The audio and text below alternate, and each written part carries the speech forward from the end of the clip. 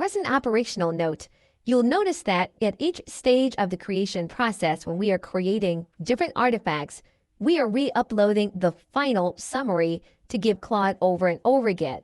You may have seen it at the bar chart level. You may have seen it again at the infographic level, and you will see it again at several stages in this process. Now, Claude has a robust window of memory in terms of its conversation. However, it's a good idea to continue to remind Claude exactly of the data that we are asking it to visualize in order to reduce the possibility that this large language model will forget the elements of the conversation.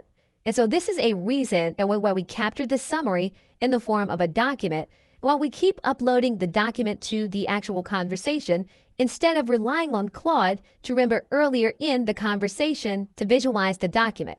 It is not a mandatory practice. However, it is one that will minimize confusion for the LLM.